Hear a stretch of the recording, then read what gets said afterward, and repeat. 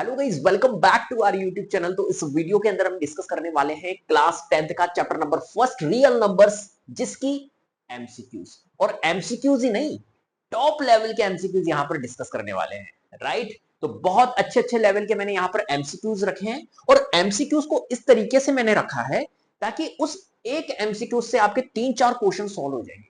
और मैं यहां पर जो एमसीक्यू सॉल्व करवाने वाला हूं वो इस तरीके से आपको करवाऊंगा कि ऐसा नहीं है कि सिर्फ एमसीक्यूज है, इसका ए ऑप्शन है, इसका बी ऑप्शन है, नहीं, ऐसे नहीं करेंगे।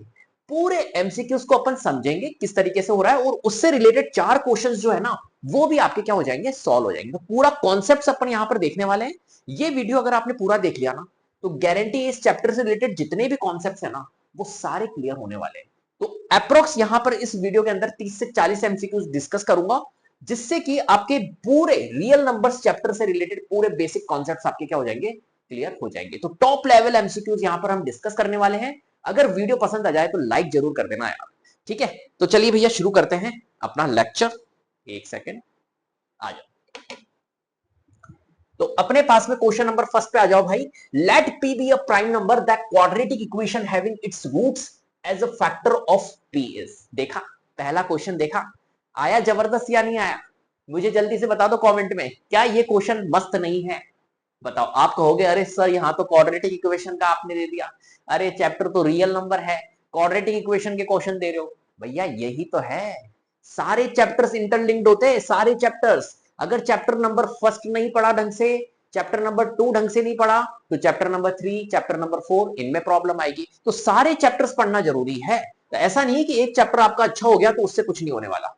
अब देखो इस क्वेश्चन को समझो। इसने कहा है लेट पी बी ए प्राइम नंबर। ठीक है भैया, पी जो है वो प्राइम नंबर है। अब मेरी बात को समझना, पी प्राइम नंबर है the quadratic equation having its root as a factor of P. इसने कहा एक क्वाड्रेटिक इक्वेशन बतानी है आपको जिसके रूट्स जो है ना वो फैक्टर है पी के। तो इसका मतलब है क्वेश्चन ये कहना चाह रहा है कि पी के फैक्टर्स, तो पी हमारा क्या है मेरे प्यारे बच्चे? पी हमारा है मेरे प्यारे बच्चे प्राइम नंबर। पहली बात, पी जो नंबर है वो है हमारा प्राइम नंबर। और प्राइम नंबर्स के फैक्टर कितने होते हैं? ओनली 2 फैक्टर्स होते हैं। कौन कौन से? सर एक फैक्टर तो इसका 1 होगा और एक फैक्टर ये खुद होगा। तो मैंने कहा अच्छा, तो इसका मतलब है कि फैक्टर्स अगर मैं लिखना चाहूं मेरे प्यारे बच्चे, फैक्टर्स अगर मैं लिखना चाहूं तो एक तो मैं 1 लिखूंगा और एक मैं लिखूंगा इटसेल्फ, नंबर इटसेल्फ। मतलब ये जो खुद नंबर है, कौन है खुद नंबर? पी नंबर है, ये खुद एक फैक्टर होगा। तो 2 फैक्टर्स यहां पर निकल के आ गए हैं, एक तो 1 होगा और एक पी होगा। ये 2 फैक्टर्स हमारे इस नंबर के, जो नंबर है हमारा पी, इसके फैक्टर्स होंगे 1 और पी। क्लियर है बात? अब इसने कहा है the quadratic equations having its root as a factor of P. Its root as a factor of P मतलब आपको एक क्वाड्रेटिक इक्वेशन फॉर्म करनी है। क्वाड्रेटिक इक्वेशन आपको फॉर्म करनी है जिसके एक तरह से रूट जो है, जो इसके रूट जो है वो क्या है? वो इसके फैक्टर है, इट्स फैक्टर। तो इसके फैक्टर जो इसका रूट्स जो है वो इसके फैक्टर है, मतलब 1 और p जो है वो इसके यहां पर रूट होने वाले हैं। अब जो क्वाड्रेटिक इक्वेशन आपने चैप्टर आपने पढ़ा होगा या पॉलिनोमियल भी आपने पढ़ा होगा, तो क्वाड्रेटिक इक्वेशन में फॉर्मेशन ऑफ क्वाड्रेटिक इक्वेशन होती है एक, राइट? फॉर्मेशन ऑफ क्वाड्रेटिक, अगर आपने नहीं भी पढ़ा है तो कोई बात नहीं, आप जब पढ़ोगे, जब आप देखना तो इस क्वेश्चन को आप जरूर नोट करके रख देना, बहुत प्यारा सवाल है। तो फॉर्मेशन ऑफ क्वाड्रेटिक इक्वेशन कैसे होती है? क्वाड्रेटिक इक्वेशन जो होती है वो ax square plus B X plus C equal to 0 के फॉर्म में होती है। कोई भी क्वाड्रेटिक इक्वेशन होगी वो इस फॉर्मेट में होगी। और अगर मैं फॉर्मेशन की बात करूं तो किस तरीके से क्वाड्रेटिक इक्वेशन फॉर्म होती है?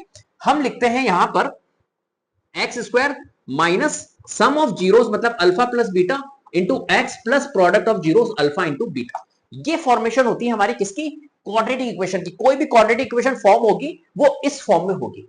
क्या मेरी बात समझ में आ रही है? अगर चीज अभी समझ में नहीं आ रही ना, कोई बात नहीं बेटा, स्टैंडर्ड क्वेश्चन है तो क्वेश्चन समझने में टाइम लगेगा, कोई बात नहीं, लेकिन समझना है अपने को, सीधी सी बात है। राइट, तो देखो यहां पर x square minus sum of zeros into x plus product of zeros. तो मैं ये तुमसे कह रहा हूं कि यहां पर अगर 1 और p, ये दो यहां पर इस के जीरोस है, इसने बोला है ये क्वाड्रेटिक इक्वेशन के ये 1 और p अगर दो जीरोस है तो यहां पर मैं अल्फा प्लस बीटा की जगह पे ये 1 और p रख देता हूं।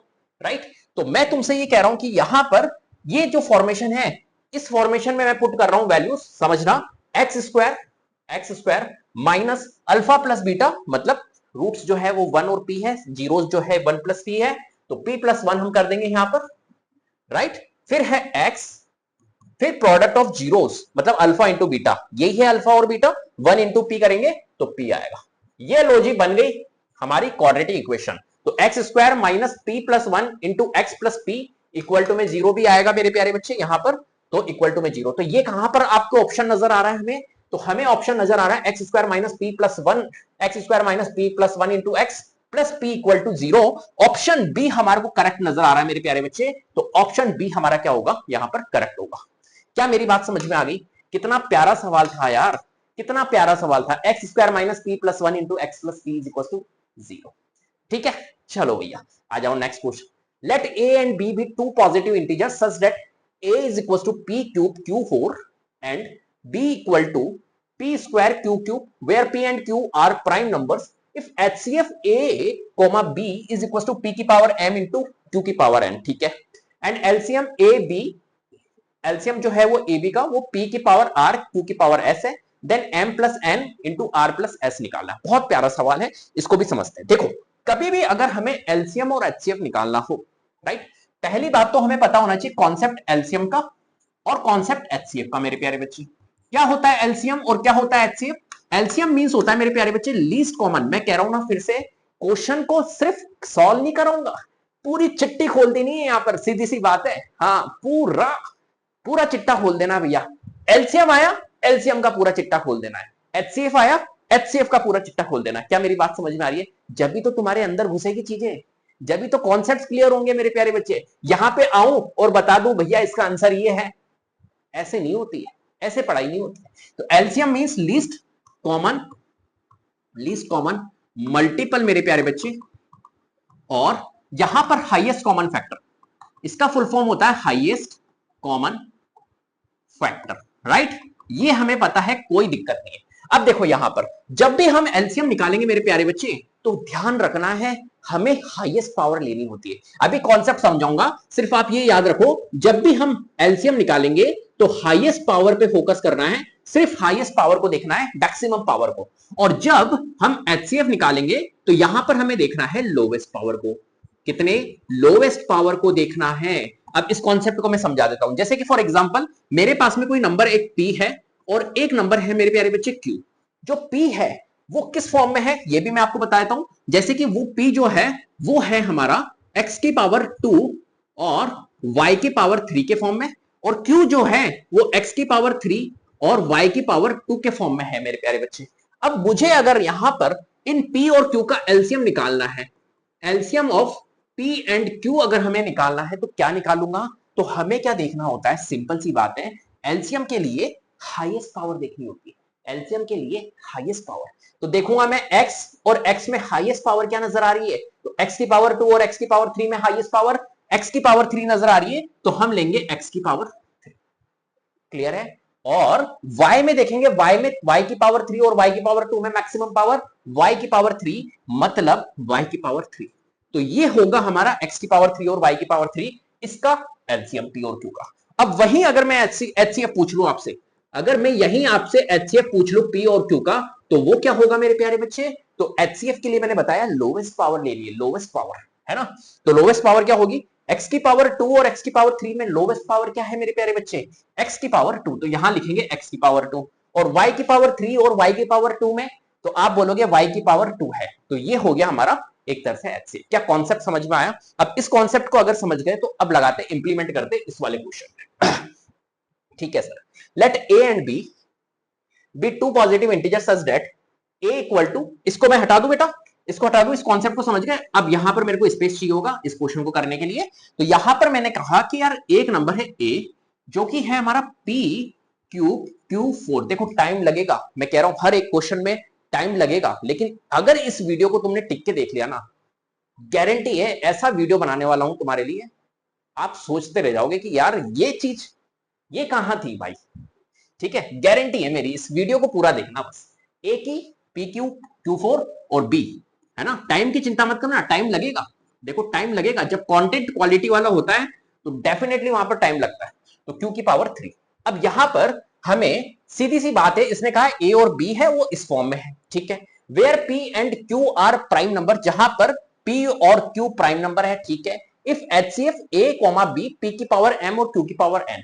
अब इसने कहा है कि इसका जो एचसीएफ है ना मेरे प्यारे बच्चे, वो है पी की पावर एम और क्यू की पावर एन। मैंने कहा ठीक है, कोई दिक्कत नहीं है। और एक तरह से एलसीएम के लिए कह रहा है, एलसीएम के लिए कह रहा है कि एलसीएम जो है वो पी की पावर आर है और क्यू की पावर एस है, ठीक है। हम अपने अकॉर्डिंग यहां पर पहले तो एलसीएम और एचसीएफ निकाल लेते हैं। मुझे बताओ यहां पर एचसीएफ क्या होगा, तो आप कहोगे एचसीएफ के लिए तो सर आपने बताया था लोवेस्ट पावर लेनी है, तो लोवेस्ट पावर देखेंगे एचसीएफ के लिए तो पी की पावर 3 और पी की पावर 2 में लोवेस्ट क्या आ रही है मेरे प्यारे बच्चे, पी की पावर 2, और क्यू की पावर 4 और क्यू की पावर 3 में लोवेस्ट पावर क्या आ रही है, क्यू की पावर 3। तो ये हो गया। तो यहां से एक चीज समझ में आई कि जो एचसीएफ था इसने कहा था पी की पावर एम और क्यू की पावर एन, तो पी की पावर एम और क्यू की पावर एन में पी की पावर एम 2 और क्यू की पावर एन 3, तो मतलब यहां से यहां पे आ गए हम कि एम तो हमारा 2 होगा और एन हमारा क्या होगा मेरे प्यारे बच्चे, 3 होगा। क्या मेरी बात समझ में आ गई? एम जो है वो 2 होगा, एन जो होगा वो 3 होगा, ठीक है। ठीक है, एलसीएम की बात करते हैं मेरे प्यारे बच्चे। यहां से मुझे बताओ एलसीएम क्या होगा, तो आप कहोगे सर एलसीएम हमारा होगा, एलसीएम जो होगा वो मैक्सिमम पावर होगा, तो पी की पावर 3 और पी की पावर 2 में मैक्सिमम पावर सर पी की पावर 3 है, क्यू की पावर 4 और क्यू की पावर 3 में मैक्सिमम पावर सर क्यू की पावर 4 है। यहां से एक चीज समझ में आई, जो आर होगा मेरे प्यारे बच्चे वो क्या होगा, 3 होगा, तो यहां से हम कह देते हैं आर जो है वो 3 है। और एक तरह से यहां पर एस है मेरे प्यारे बच्चे, एस जो होगा वो क्या होगा, क्यू की पावर 4 4 है, तो यहां पर एस भी आ गया 4। क्या मेरी बात समझ में आ गई? ठीक है, अब हमें निकालना क्या था, हमें निकालना था m plus N multiplied by r plus S, इसकी वैल्यू निकालनी। तो m और n का सब m प्लस n, ये m प्लस n, तो 3 प्लस 2 मेरे प्यारे बच्चे 5, यहां लिख रहा हूं मैं 3 plus 2 into 5, 3 plus n 3 plus 2 5 और 3 प्लस 4 क्योंकि r प्लस एस भी है, 3 प्लस 4 7, तो 7 को 5 से मल्टीप्लाई कर दो तो कितना आएगा 35। कहां पर दिख रहा है मेरे प्यारे बच्चे, ऑप्शन सी में करेक्ट। ऑप्शन सी हमारा क्या होगा, करेक्ट होगा इस केस के लिए। क्या मेरी बात समझ में आ गई? कोई दिक्कत? चलो नेक्स्ट क्वेश्चन पे आ जाते हैं। If P1 and P2 are two odd prime numbers such that P1 is greater than P2, then P1 का स्क्वायर माइनस P2 का स्क्वायर इज क्या होगा? देखो यहां पर इसने बोला है टू ऑड प्राइम नंबर्स। पहली बात तो कॉन्सेप्ट समझा देता हूं कि अगर कोई भी ऑड नंबर है और उसको ऑड नंबर से माइनस किया जाता है, मतलब ऑड में अगर ऑड माइनस करोगे कोई भी नंबर ले लो तो रिजल्ट हमारी हमेशा हमारा इवन आएगा मेरे प्यारे बच्चे। आप करके देख सकते हो कैसे, जैसे कि फॉर एग्जांपल के तौर पर समझने की कोशिश करते हैं। जैसे कि मैंने कहा कोई रेंडमली नंबर ले लिया 11 माइनस, उसमें मैं माइनस कर रहा हूं कोई ऑड नंबर 5, तो 11 माइनस 5 कितना होता है मेरे प्यारे बच्चे 6। ऐसे आप कोई भी रेंडमली नंबर ले लो, 23 एक ऑड नंबर, माइनस मैंने ले लिया 11, तो 23 में से 11 माइनस करो तो हमारा कितना आएगा 3221। क्या मेरी बात समझ में आ गई? मतलब यहां से एक रिजल्ट निकल रहा है कि अगर मैं ऑड में ऑड माइनस करूंगा तो रिजल्ट हमारा इवन नंबर निकलता है, ठीक है। अब अगर मैं इसका स्क्वायर कर दूं, फॉर एग्जांपल ऑड का स्क्वायर कर दूं, इस ऑड के स्क्वायर में से माइनस कर दूं इस ऑड का स्क्वायर, तो भी मेरा रिजल्ट क्या निकलता है, इवन ही निकलेगा मेरे प्यारे बच्चे, कोई फर्क नहीं पड़ने वाला, तो इवन ही निकलेगा। आप करके देख लो, जैसे कि फॉर एग्जांपल मैंने ऑड नंबर ले लिया कोई 5 और एक मैंने ले लिया 3, 5 का स्क्वायर करूंगा, 3 का स्क्वायर करूंगा, 5 का स्क्वायर होता है 25, 3 का स्क्वायर होता है 9, रिजल्ट आ रहा है 16। क्या आ रहा है, इवन नंबर। क्या मेरी बात समझ में आ गई? मतलब रिजल्ट क्या होगा, an even number. Option A हमारा करेक्ट होगा, कॉन्सेप्ट याद रखना। चलो next, the smallest number which when divided by 17, 23 and 29 leaves a remainder 11 in each case, ठीक है। अब देखो क्वेश्चन को समझना बहुत ध्यान से, इसने कहा the smallest number which when divided by 17, 23 और 29। तो एक स्मॉलेस्ट नंबर है, एक छोटा नंबर है ना, एक छोटे से छोटा नंबर मतलब द स्मॉलेस्ट नंबर जो डिवाइड 17, 23 और 29 से होता है, राइट, और रिमाइंडर देता है हमारे को 11 हर एक केस में, ठीक है। 17 से करने पर भी उस नंबर को, जब कोई एक नंबर है, समझिए कोई एक नंबर है, इस नंबर को अगर मैं 17 से डिवाइड मारता हूं तो रिमाइंडर मेरे को क्या मिलता है, रिमाइंडर मेरे को मिलता है 11, ठीक है। इसी नंबर को मैं, यही वाला नंबर है, इसी नंबर को मैं अगर 23 से डिवाइड मारता हूं तो भी मेरे को रिमाइंडर 11 मिलता है, और इसी नंबर को मैं, यही नंबर है, इसी नंबर को मैं अगर 29 से भी डिवाइड मारूं तो इस केस में भी मेरे को रिमाइंडर 11 मिलता है। ये क्वेश्चन अपने को कह रहा है, ठीक है, बात आगे समझ में, तीनों में नंबर सेम है। ठीक है, तो एक छोटे से छोटा नंबर, और इसने कहा एक स्मॉलेस्ट नंबर, छोटे से छोटा नंबर जिससे डिवाइड किया जाए 17, 23 और 29 से, तो हमें रिमाइंडर क्या मिले 11। तो इसका मतलब है छोटे से छोटा नंबर, मतलब ये कहना चाह रहा है कि लीस्ट कॉमन मल्टीपल। क्या मेरी बात समझ में आ रही है? ये किसकी बात कर रहा है? ये बात कर रहा है एलसीएम की। ठीक है, तो एलसीएम हमें निकालना है किसका? 17, 23, 29 का। वो एलसीएम जो होगा लीस्ट कॉमन मल्टीपल, इनका लीस्ट कॉमन मल्टीपल क्या होगा? वही तो एक नंबर होगा छोटे से छोटा जो इन तीनों से डिवाइड होगा। क्या मेरी बात समझ में आ गई? तो कुल मिला के यहां पर हमें क्या निकालना है? इसका एलसीएम निकालना है। तो एलसीएम निकालो, एलसीएम हो 17, 23 और 29। अब अगर आप ध्यान से देखोगे तो ये तीनों के तीनों नंबर्स मेरे प्यारे बच्चे, ये तीनों के तीनों नंबर्स क्या है? हमारे प्राइम नंबर्स। ये तीनों के तीनों नंबर्स हमारे क्या है? Prime numbers. और प्राइम नंबर का अगर हम एलसीएम निकालें, प्राइम नंबर का जो एलसीएम होता है मेरे प्यारे बच्चे, वो क्या होता है? उनका प्रोडक्ट होता है, देयर प्रोडक्ट। एलसीएम जो होगा, LCM will be their product.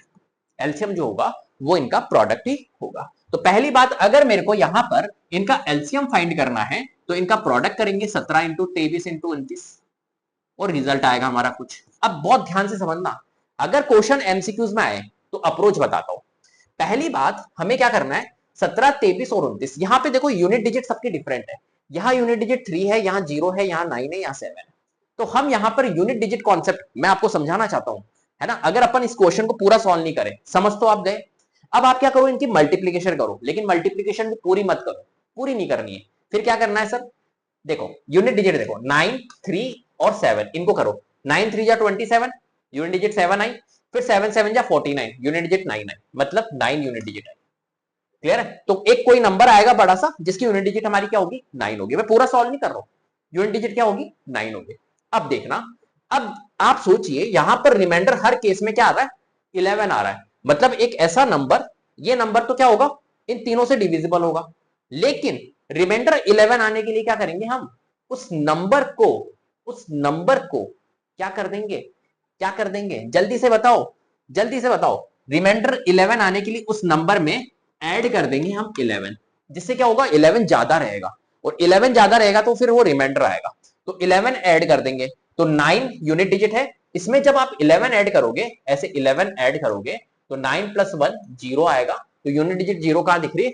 Option B में। Option B correct. क्या मेरी बात समझ में आ गई? क्वेश्चन को पूरा भी सॉल्व नहीं किया, यूनिट डिजिट से ही आंसर निकाल दिया, खत्म बात।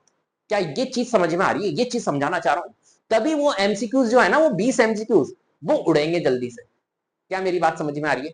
ठीक है, इस चीज को समझे आप, यूनिट डिजिट कॉन्सेप्ट को। और अगर चाहो तो पूरा भी कर सकते हो। जब आप इनकी मल्टीप्लीकेशन करोगे, एक बड़ा नंबर आएगा, उस बड़े नंबर में 11 को ऐड करना पड़ेगा, क्योंकि रिमाइंडर 11 लाना है आपको। इन तीनों से डिविजिबल करने पर तो 11 ऐड कर दो, बड़ा सा नंबर आएगा जो कि होगा 11,315। आप चाहो तो कर सकते हो, कर सकते हो। लेकिन मैंने ये अप्रोच आपको इसलिए बताई है ताकि आप इसका यूज अगर करोगे ना, प्रैक्टिस करोगे, तो आपको मजा आएगा। गारंटीड है, गारंटेड मजा आने वाला है। ठीक है, क्या मेरी बात समझ में आई? चलो next, which of the following number has a non terminating repeating decimal expansion. अब देखो, पहली बात तो ये सारे के सारे नंबर्स क्या है हमारे? सारे के सारे नंबर्स मेरे प्यारे बच्चे क्या है? ये सारे के सारे नंबर्स रेशनल नंबर्स हैं। इन सारे नंबर्स को अगर हम बोले तो ये दो सारे के सारे नंबर्स क्या है? रेशनल नंबर है। क्यों रेशनल नंबर है? क्योंकि ऐसे नंबर्स जिनको हम p/q के फॉर्म में लिख सकते हैं, जहां पर q की कंडीशन होती है q is not equal to 0, और where p and q are integers, p and q are integers, ऐसे नंबर्स को हम बोलते हैं रेशनल नंबर्स। तो ये p/q के फॉर्म में लिखे हुए हैं, राइट, और q की कंडीशन को भी सेटिस्फाइड कर रहे हैं, q is not equal to 0 भी है। इसका मतलब है ये सारे के सारे नंबर्स तो रेशनल नंबर्स है। अब ध्यान से समझना, जो रेशनल नंबर्स होते हैं ना मेरे प्यारे बच्चे, जो हमारे रेशनल नंबर्स होते हैं, उनकी नेचर अगर मैं बताऊं तो उनकी अगर कभी आप डेसिमल एक्सपेंशन निकालोगे तो दो टाइप की डेसिमल एक्सपेंशन निकलती है। कैसी सर? रेशनल नंबर की जो डेसिमल एक्सपेंशन निकलती है वो निकलती है या तो टर्मिनेटिंग निकलेगी, या तो टर्मिनेटिंग निकलेगी मेरे प्यारे बच्चे, या फिर नॉन टर्मिनेटिंग में, नॉन टर्मिनेटिंग में non terminating and repeating case निकलेगा। ठीक है, नॉन टर्मिनेटिंग है तो रिपीटिंग केस निकलेगा। तो ऐसे नंबर्स जो रेशनल नंबर्स होते हैं, उनकी जो नेचर होती है वो क्या होती है? डेसिमल एक्सपेंशन या तो टर्मिनेटिंग हो जाएगी या फिर नॉन टर्मिनेटिंग एंड रिपीटिंग हो जाएगी। Yes yes yes, non terminating and repeating मतलब वो बार वाला जो कॉन्सेप्ट होता है ना, बार वाला कॉन्सेप्ट, वो यही है, नॉन टर्मिनेटिंग एंड रिपीटिंग, बाहर जिसमें लगता है रिपीट होती रहती है वैल्यू, तो वो है। और टर्मिनेट मतलब टर्मिनेट हो गया। अब समझना मेरी बात को, अगर टर्मिनेट है मेरे प्यारे बच्चे, अगर टर्मिनेट है, बहुत ध्यान से समझना, अगर टर्मिनेट है तो टर्मिनेट कब होता है, आपको सिर्फ डिनोमिनेटर देखना है, और डिनोमिनेटर अगर आपका मतलब रेशनल नंबर जो होता है p अपॉन क्यू के फॉर्म में होता है, तो यहां पर अगर आपका q जो है वो एक तरह से 2 की पावर m के फॉर्म में ओनली, ध्यान रखना ओनली, या फिर q आपका 2 की पावर n के फॉर्म में ओनली, या फिर आपका q जो है वो 2 की पावर m इंटू 5 की पावर n के फॉर्म में हो अगर, तो उसकी डेसिमल एक्सपेंशन हमारी क्या निकलेगी, उसकी डेसिमल एक्सपेंशन टर्मिनेटिंग निकलेगी। मतलब आपको निकालने की जरूरत नहीं, डिवाइड करने की जरूरत नहीं। अगर डिनोमिनेटर आपको इस फॉर्म में दिख रहा है 2 की पावर m ओनली, 2 की पावर n, सॉरी यहां पे 2 की पावर लिख दिया है मैंने, 5 5 5 5, सॉरी सॉरी सॉरी, एक सेकंड, यहां 5 कर देते हैं, 2 लिख, दोनों जगह 2 आ गया ना, एक सेकंड, 5 की पावर n ओनली और 2 की पावर m, मतलब 2 की पावर हो 5 की पावर फॉर्म में हो, या 2 की पावर m और 5 की पावर n दोनों के फॉर्म में हो, तब वो नंबर हमारा क्या होगा, उसकी डेसिमल एक्सपेंशन टर्मिनेटिंग निकलेगी। नहीं तो फिर क्या होगा, नॉन टर्मिनेटिंग एंड रिपीटिंग। अब क्वेश्चन ने कहा नॉन टर्मिनेटिंग एंड रिपीटिंग, मतलब अगर इस फॉर्म में नहीं है तो नॉन टर्मिनेटिंग एंड रिपीटिंग है। तो यहां पर अब देखो ये वाला क्वेश्चन, ए ऑप्शन को अगर हम देखें तो ए ऑप्शन में है 6/15। अब पहले क्या करना है आपको, 6/15 को सॉल्व करना है। अगर रिड्यूस हो रहा है तो सिंपलेस्ट फॉर्म में निकालो, तो 6/15 होता है, 3 2 जा 6, 3 5 जा 15।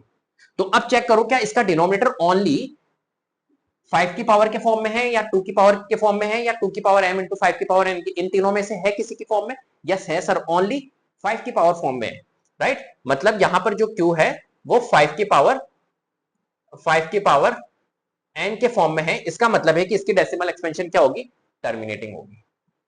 इसकी डेसिमल एक्सपेंशन क्या होगी, टर्मिनेटिंग होगी। ठीक है, बी ऑप्शन है 21/280। पहले सॉल्व कर लेते हैं, 7 से जा रहा है, 7 के 21, 7 चौक 28, और 40, 3/40 आया, 3/40 को और थोड़ा सा हम कर लेते तो 40 होता है 8 इंटू 5, और 8 होता है 2 की पावर 3 इंटू 5, तो ये हो गया 2 की पावर 3 इंटू 5, मतलब इस फॉर्म में है।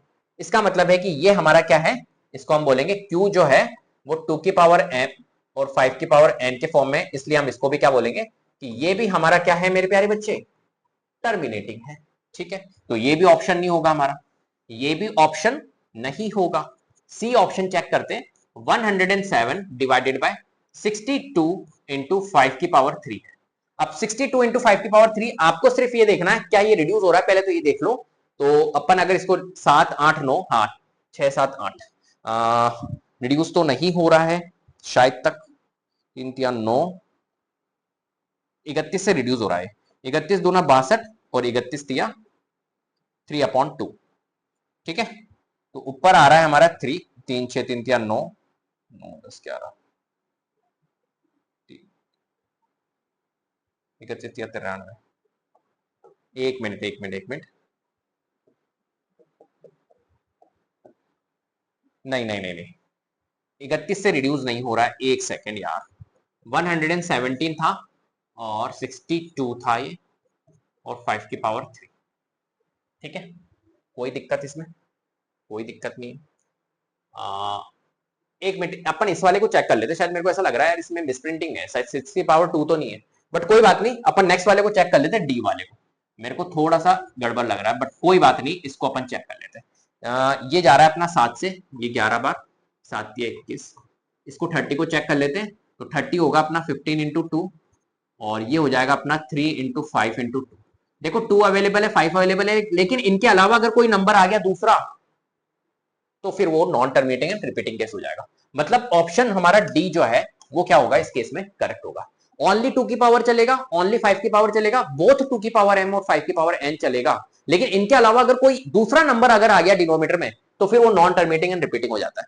तो यहां पर इस केस में ये चीज यहां पर देखने को मिली है। बाकी ये जो है अपना 62, मेरे को समझ में नहीं आ रहा, या तो ये रिड्यूस होगा या कुछ मिसप्रिंटिंग होगा, पता नहीं, आप देख लेना। ऑप्शन डी यहां पर हमारा क्या होगा, करेक्ट होगा। चलो, द डेसिमल रिप्रेजेंटेशन ऑफ 11/2 की पावर 3 इंटू 5, राइट। तो यहां पर अगर हम देखें, इस कॉन्सेप्ट को भी समझा देता हूं। ये क्वेश्चन अगर आए आपके राइट। ओलंपियाड अगर आप दे रहे हो तो ओलंपियाड में तो ऑब्वियसली इस टाइप के क्वेश्चंस आते हैं। तो 2 की पावर 3 इंटू 5। अब ध्यान रखना, इसने कहा है कि एक तो तरीका है इसको पूरा सॉल्व करो, 11 और 2 की पावर 3 इंटू 5 निकालो। जैसे 11 है, 2 की पावर 3 होता है 8, 8 इंटू 5 निकालो, और इसको जब हम सॉल्व करेंगे तो ये हो जाएगा 40, और फिर इसको डिवाइड करो। इतना दिमाग नहीं लगाना है आपको, सिर्फ ये देखना होता है कभी भी अगर ऐसे इस टाइप के क्वेश्चन आए, मैक्सिमम पावर देख लो। 2 और 5 में मैक्सिमम पावर क्या नजर आ रही है? मैक्सिमम पावर है 3, मतलब 3 प्लेसेस के बाद में ही ये क्या हो जाएगा, हमारा टर्मिनेट हो जाएगा। तो ऑप्शन हमारा सी हो जाएगा। सिंपल, ये याद रखना है, मैक्सिमम पावर देखनी है हमेशा, मैक्सिमम पावर। क्या मेरी बात समझ में आ गई? ठीक है, चलो next. If a is equal to 2 की power 2, if a is equal to 2 की पावर 2 इंटू 3 की पावर x, b यहां मैं लिख लेता हूं, है ना। a जो है वो 2 की पावर 2 इंटू 3 की पावर x है, b जो है वो 2 की पावर 2 इंटू 3 इंटू में 5 है, और c जो है मेरे प्यारे बच्चे वो है 2 की पावर 2 इंटू में 3 इंटू में 7 है। एंड एलसीएम जो है एबीसी का, एलसीएम जो है इनका तीनों का, वो क्या है 3780 है। ठीक है, अब मैंने आपको बताया था एलसीएम जो होता है वो क्या होता है हमारा, एलसीएम के अंदर हम क्या करते हैं, हाईएस्ट पावर लेते हैं। तो मुझे एक बात बताओ, मेरे अकॉर्डिंग अगर मैं एलसीएम निकालना चाहूं पावर के फॉर्म में तो क्या आएगा, 2 की पावर 2, 2 की पावर 2, 2 की पावर 2, सबके पास में 2 की पावर 2 है तो 2 की पावर 2 ही आएगा। यहाँ 3 की पावर x है, यहाँ 3 की पावर 1 है, यहाँ 3 की पावर 1 है, तो 3 में कंफ्यूजन है ना। हाईएस्ट पावर क्या होगी, क्योंकि यहाँ 3 की पावर 1 है, यहाँ 3 की पावर 1 है, तो यहाँ चलो कोई बात नहीं, इस 5 को हमारे को लेना पड़ेगा, हाईएस्ट पावर यही है 5, तो 5 ले लो, और इस 7 को भी ले लो, ले लिया 7 को भी, क्योंकि ये 7 भी आएगा एलसीएम।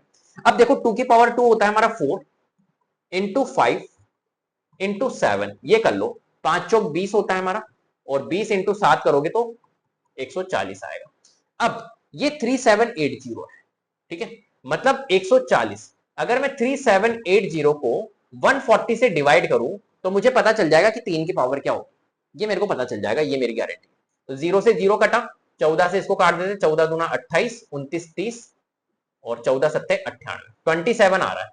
इस 27 को देख लो भैया, 27 जो है वो 3 की कौन सी पावर होती है, तो आप कहोगे 27 तो सर 3 की पावर 3 होती है, 3 तिया 9 होती है 27। इसका मतलब है मैक्सिमम पावर ही तो आएगी यहाँ पर 3 की, तो 3 की पावर x, 3 की पावर 1, 3 की पावर 1, तो 3 की पावर x, यहां पर x की पॉसिबिलिटीज क्या है, x की पॉसिबिलिटीज 3 है, जब भी यहां पर 3 की पावर 3 लिया गया है तो x की पॉसिबिलिटीज आ गई है, x जो होगा वो 3 होगा। कहां पर है, ऑप्शन डी हमारा क्या होगा, करेक्ट होगा। बहुत प्यारा सवाल है, इस टाइप के क्वेश्चन सीबीएसई बोर्ड पूछता है। क्या मेरी बात समझ में आ गई? ठीक है, next. If the LCM of two numbers is 3600, then which of the following numbers cannot be their HCF? अब ध्यान रखना, जो हमारा एक तरह से एलसीएम जो दिया हुआ है वो 3600 है। अब हमेशा ध्यान रखना, एक कॉन्सेप्ट होता है कि जो एलसीएम है उसको एचसीएफ हमेशा क्या करता है मेरे प्यारे बच्चे, डिवाइड करता है, हमेशा डिवाइड करता है। एलसीएम डिवाइडेड बाय एचसीएफ, हम मतलब हम ये कह सकते हैं कि जो हमारा एचसीएफ होता है, जो हमारा एचसीएफ होता है, HCF is the, assertion reason में भी आ जाता है तो इसलिए मैं स्टेटमेंट में लिख देता हूं, HCF is the factor of LCM. और एक स्टेटमेंट और लिख सकता हूं मैं, एलसीएम जो होता है, LCM is the multiple of HCF, आप ऐसे भी कह सकते हो। ये दोनों स्टेटमेंट आपको याद रखनी है, क्लियर है बात? तो सिंपल सी बात है, एलसीएम को एचसीएफ डिवाइड करता है। अब इसने कहा है एलसीएम जो है वो टू नंबर्स का 3600 है, तो बताओ इनमें से एचसीएफ कौन नहीं हो सकता है, तो एचसीएफ वो नहीं हो सकता है जो एलसीएम को डिवाइड नहीं करेगा। तो 3600 को कौन डिवाइड नहीं कर रहा है, देखो 600 करता है ना, 400 भी करता है, 150 भी करता है, 500 नहीं करता है। 3600 को जब आप 500 से डिवाइड करोगे तो वो नहीं करेगा। ऑप्शन बी हमारा क्या होगा, करेक्ट होगा। ठीक है, नेक्स्ट। गिवन दैट एचसीएफ 2520 6600 40 और एलसीएम आपको दिया हुआ है 252 into k, then the value of k।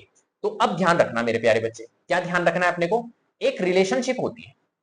कौन सी रिलेशनशिप होती है, एलसीएम को जब एचसीएफ से मल्टीप्लाई करता हूं मैं, एलसीएम को जब मैं एचसीएफ से मल्टीप्लाई करता हूं तो वो इक्विवेलेंट होता है प्रोडक्ट ऑफ टू नंबर्स के, a इंटू बी। क्लियर है? तो यहां पर इसने कहा है एचसीएफ जो है वो 40 है इन दो नंबर का, तो मैं यहां पर एचसीएफ की जगह लिख लेता हूं 40, और एलसीएम जो है इन दोनों नंबर का वो है 252 इंटू के, तो मैं यहां लिख लेता हूं एलसीएम की जगह 252 इंटू के। ठीक है, और दो नंबर्स कौन से, 2520, यहां लिख लेता हूं a की जगह 2520 और बी की जगह पे मैं 6600, कोई परेशानी? ठीक है, कोई परेशानी नहीं। अब के की वैल्यू अपने को फाइंड करनी है मेरे प्यारे बच्चे, तो बाकी वैल्यूज उधर जाएगी, तो ये 2520 है इंटू 6600 है, और ये वैल्यू अपन ट्रांसपोज करेंगे तो ये ट्रांसपोज होगा तो 252 हो जाएगा, इधर जाके डिवाइड में, और 40 भी डिवाइड में जाएगा। क्लियर है बात?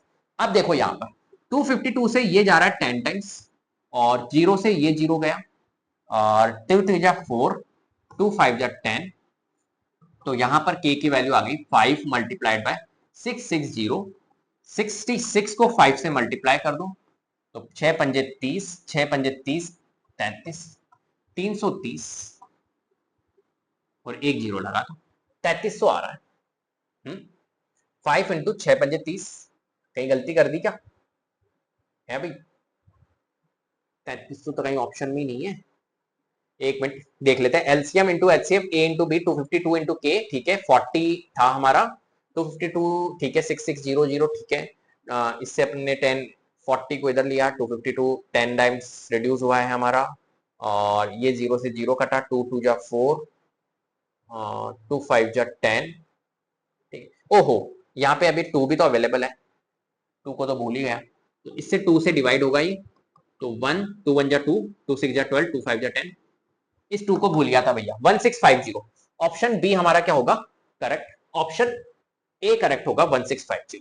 चलो next, N square minus 1 is divisible by 8 if N is, क्या आएगा, बहुत ध्यान से समझना। इसने कहा है अपने को एन स्क्वायर माइनस 1 जो है वो डिविजिबल है 8 से, राइट? तो एन की पॉसिबिलिटीज बतानी कि एन क्या होगा, इनमें से बताना, एन इंटीजर होगा, नेचुरल नंबर होगा, एन क्या होगा। अब बहुत ध्यान से समझना, अगर मैं एन में 1 रखता हूं तो 1 का स्क्वायर माइनस 1 करूंगा तो 0/8 आएगा, पहली बात, 1 मैंने जब रखा। अगर मैं एन में 2 रखता हूं तो 2 का स्क्वायर माइनस 1 मतलब 3/8 आएगा, जो कि नहीं होगा डिविजिबल बाय 8। अगर मैं एन में 3 रखता हूं तो 3 का स्क्वायर 9, 9 माइनस 1 8, 8 डिवाइड बाय 8 आता है। मान के चलो एन में मैं 4 रखता हूं तो 4 का स्क्वायर हमारा होता है 16, 16 माइनस 1 50 डिवाइड बाय 8, ये डिवाइड नहीं होगा, ये डिवाइड हो रहा है, ये डिवाइड हो रहा है। और अगर मैं एन में 5 रखता हूं तो 5 का स्क्वायर माइनस 1 24, 24 डिवाइड बाय 8, ये डिवाइड हो रहा है। अब जहां पर डिवाइड हो रहा है इनको फोकस करो, क्या रखा था अपने, यहाँ 1 रखा था, यहाँ 3 रखा था, यहाँ 5 रखा था, तो यहां से क्या चीज मिल रही है, यहां से चीज मिल रही है कि भैया आप ऑड नंबर की बात कर रहे हो, ऑड नंबर जब रख रहे हैं जब वो डिविजिबल हो रहा है, तो कहां पर है भैया N odd integers, option C हमारा क्या होगा, क्लियर होगा, ठीक है, कोई दिक्कत इसमें। Next, if 3 is the least prime factor of m and 5 is the least prime factor of n, then the least prime factor of m plus n। बहुत प्यारा सवाल है ये, क्वेश्चन मेरे को इतना अच्छा लगता है जिसकी कोई हद नहीं, क्योंकि क्वेश्चन इतना मतलब इतने प्यारे तरीके से लिख रखा है, इस क्वेश्चन को समझ में नहीं आता भाई। If 3 is the least prime factor of m, ठीक है, मतलब मेरे प्यारे बच्चे, जो 3 है ना वो एक तरह से बोल रखा है कि लीस्ट प्राइम फैक्टर है, लीस्ट प्राइम फैक्टर है किसका, किसी नंबर m का, ठीक है, और जो 5 है वो भी लीस्ट प्राइम फैक्टर है किसी नंबर n का, इसने बोला। तो आपको एक तरह से least prime factors, least prime factors, least prime factors बताना है आपको, किसका, m प्लस n का। क्लियर है बात? अब कैसे बताएंगे, बहुत ध्यान से समझना। देखो सबसे पहली बात आपको करना क्या है, आपको क्या करना है, अभी मैं शॉर्टकट भी बताऊंगा करना क्या है, लेकिन शॉर्टकट से पहले अपन चीज को समझते हैं। 3 जो है वो लीस्ट प्राइम फैक्टर है m का। लीस्ट प्राइम फैक्टर मतलब समझे, मतलब कोई एक नंबर है, फॉर एग्जांपल कोई भी एक नंबर है, उसका least prime number, least prime factor जो है वो 3 है। जैसे कि हो सकता है वो नंबर हमारा 9 हो, अगर 9 के मैं फैक्टर्स निकालता हूं तो बहुत सारे निकल जाएंगे, हमारा 1 भी एक फैक्टर होता है 9 का, लेकिन प्राइम फैक्टर की बात करिए तो प्राइम फैक्टर हमारा 9 का क्या होगा, 3 होगा, राइट? और कोई हो सकता है नहीं, तो ये खुद ही लीस्ट प्राइम फैक्टर है 9 का। आ रही बात समझ में? ऐसे ही अगर मैं 18 की बात करूं, 18 की बात करूं तो 18 के प्राइम फैक्टर्स कौन कौन से होंगे, तो आप कहोगे 18 का 2 होगा, 3 होगा, और 5 6, और तो ये उससे जा रहा है, जो 18 के प्राइम फैक्टर्स होंगे वो होंगे 2 और 3। अब 2 और 3 में लिस्ट हमारा 3 नहीं आ रहा है, 2 आ रहा है, तो ये 18 तो नहीं है, 9 है। अब इतना अपने को दिमाग नहीं लगाना है, इतना दिमाग नहीं लगाना है, ठीक है। तो पहली बात आपको ये लेना है कि यार इस नंबर को अपन m मान लेते हैं, मान के चलिए कि नंबर m था, वो 3 ही था, तो 3 का जो लीस्ट प्राइम फैक्टर होगा, लीस्ट प्राइम ओनली नंबर, अगर वो नंबर खुद ही है तो उसका लीस्ट प्राइम फैक्टर कौन होगा, वो खुद ही नंबर होगा 3। ऐसे ही अगर मैं n को मान लेता हूं कि n जो था वो 5 था, मान के चलिए, तो इसका लीस्ट प्राइम फैक्टर क्या होगा 5 का, वो 5 ही होगा। आपसे पूछा m प्लस n का, तो 3 प्लस 5 कर दो विच इज 8, और 8 का लीस्ट प्राइम फैक्टर क्या होगा 2, 2 ही होगा। तो यहां पर कहां पर दिख रहा है भैया, ऑप्शन बी।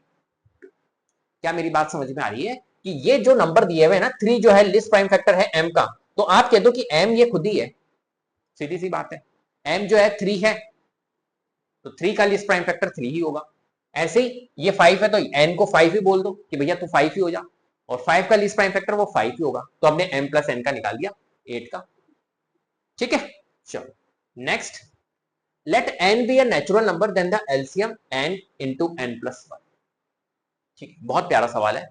इसने कहा है कि अगर n एक नेचुरल नंबर है तो एलसीएम आपको बताना है n और n प्लस 1 का। अब ध्यान से समझना, देखो पहली बात, कभी भी अगर कॉन्जिक्यूटिव नेचुरल नंबर्स हो, कॉन्जिक्यूटिव, ये जो नंबर है ना n और n प्लस 1, वो कॉन्जिक्यूटिव नेचुरल नंबर है, राइट।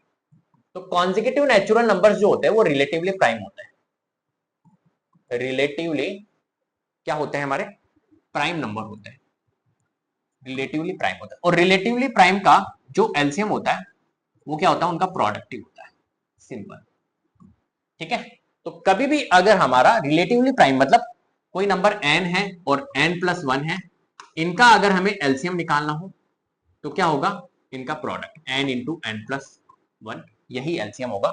ऑप्शन सी करेक्ट है, ठीक है। इस चीज को मैं समझा देता हूं, इंप्लीमेंटेशन करवा देता हूं इसकी। जैसे कि फॉर एग्जांपल कोई नंबर है 2 और 2 के नेक्स्ट आता है 3, और इसका मेरे को निकालना है एलसीएम, तो एलसीएम क्या होगा, 2 और 3 का एलसीएम होता है 6, इनका प्रोडक्ट ही आ रहा है। ऐसे कोई नंबर है 5 और एक है 6, कॉन्जिक्यूटिव है, इनका एलसीएम निकालना है, बताओ इनका एलसीएम क्या होगा, ऑब्वियसली बात है 30 होगा।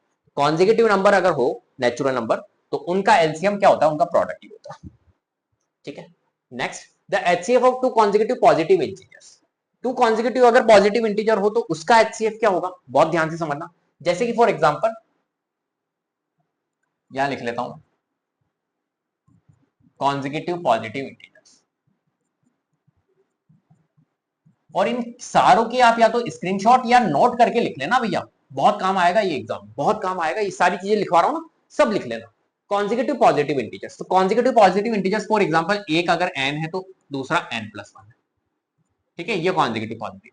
अब मुझे एक बात बताओ, एक नंबर n है और एक नंबर n प्लस 1 है, क्या इनमें कुछ, इसके फैक्टर और इसके फैक्टर जब मैं निकलूंगा तो इसमें कुछ कॉमन आएगा, नहीं। जब कुछ कॉमन नहीं आता तो 1 कॉमन होता है, 1 मालिक होता है, तो 1 ही हमारा क्या होगा, इस केस में एचसीएफ होगा, सीधी सी बात है। इंप्लीमेंटेशन इसकी बता देता हूं मैं, तो इंप्लीमेंटेशन यही है कि जैसे कि फॉर एग्जांपल 3 है और 4 है, इसका मेरे को क्या निकालना है मेरे प्यारे बच्चे, एचसीएफ निकालना है, मान के चलिए।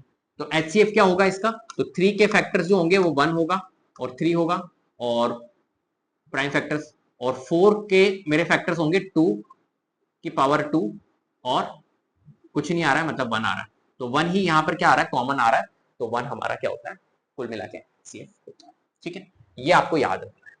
अब नेक्स्ट क्वेश्चन की तरफ चलते हैं। नेक्स्ट क्वेश्चन है, if n is equals to 2 की पावर 3 into 3 की पावर 4 into 5 की power 4 into 7, then the number of consecutive zeros in n where n is a natural number n, right। अब बहुत ध्यान से समझना, देखो एक n है हमारे पास में जो कि है 2 की पावर 3 इंटू में 3 की पावर 4 इंटू में 5 की पावर 4 इंटू है अपने पास में 7, और इसने कहा then the number of consecutive zeros, यहां पर अपने को कॉन्जिक्यूटिव जीरोस बताना है। अब ध्यान रखना, जो जीरोस डिसाइड करता है ना कॉन्जिक्यूटिव, ठीक है, कॉन्जिक्यूटिव जीरोस डिसाइडेड बाय